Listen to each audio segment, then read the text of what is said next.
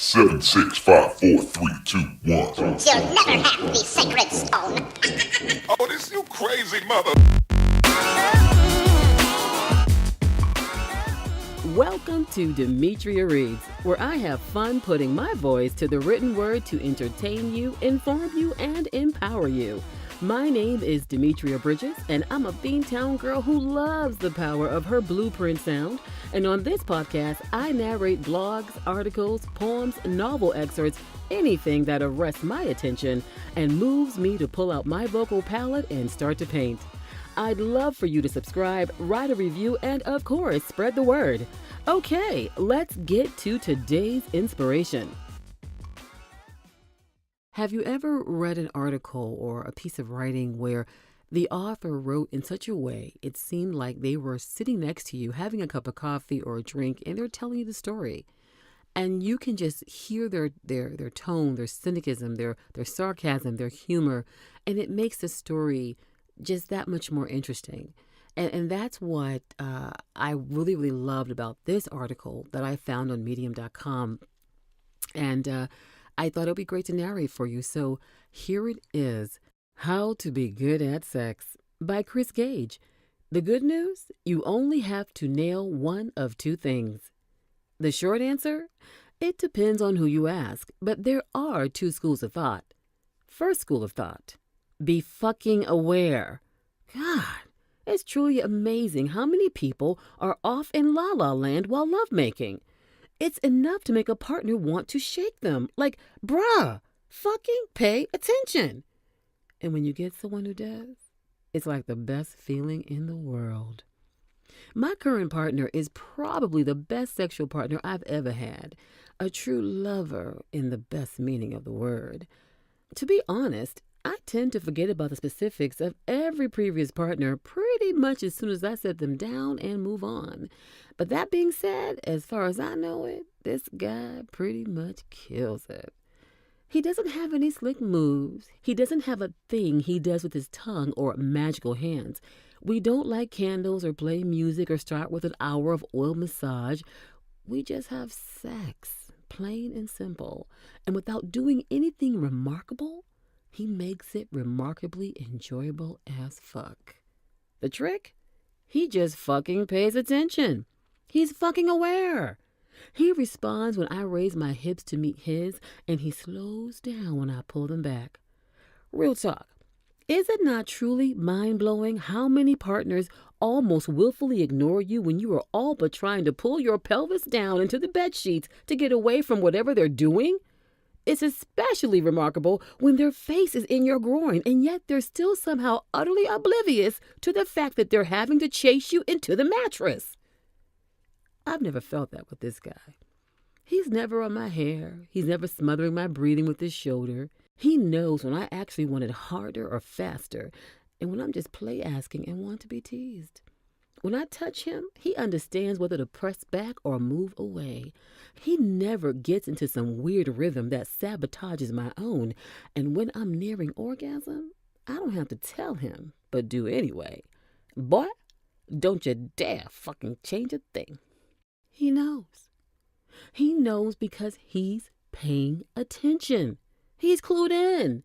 If he has any signature move, it's being aware. And it's total and absolute money balls. I often tell him how good he is, and I once asked him, as a good lover, what would you chalk up being a good lover to?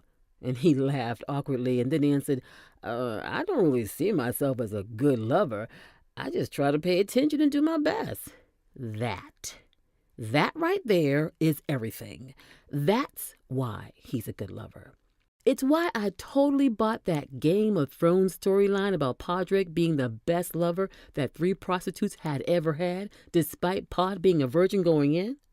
I believe it's because Homeboy's whole entire fucking MO is one of deference and service, and this is both rare and valuable. Asked what makes someone good in bed, a lot of people will tell you, well, I can tell you what makes someone suck in bed, not listening. Others agree. The ability to listen to what the partner is saying. The ability to perceive the partner's reactions to physical touches, giving a shit. And sure, It's nice when your partner cares about getting you off, like, sweet, thanks, babe. But for reals, though. But if you ask people, most would prefer a partner who was genuinely tuned into them and still learning how to make it work over a partner who was oblivious and wringing an orgasm out of you to prove something to you or himself. I hate it when I ask him to be more gentle and he doesn't do it. It's a complete turnoff. And if you're not going to listen to someone, then it's borderline rape, IMO. At the end of it all, it has less to do with build or moves or even endowment and everything to do with awareness. The best lover I ever had was a short, fat, hairy guy with a small penis, but he paid attention and could read me like a book and remember when I responded positively to things. A lot of lovers would agree. Some people call this passion or chemistry or connection, whatever. Doesn't matter the word. The ideal is to make us, your partner, feel understood and not left behind.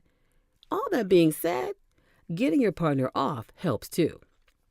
Second school of thought, be into it. What makes someone good in bed? Enthusiasm, some answer. Knowing that you are enjoying yourself doesn't just feel good, it feels awesome. Lots of people get off on the idea that their partner is getting off. Don't be a dead fish. There's no better feeling than knowing that our partner wants nothing more at that time than us. But a huge, massive, all-important caveat, it has to be fucking sincere. And we know when it's not. Don't be silent, but don't be loud or fake. Long as she knows she ain't doing me a favor by having sex with me, and she wants as much as I do, then it's good sex. And how could you not get on board with this? After all, the whole message here is, if you want to make sex enjoyable for your partner, enjoy it for yourself. A word on communication. A lot of people like to throw out communication as their answer. And like, duh, communicate with your partner, communicate away.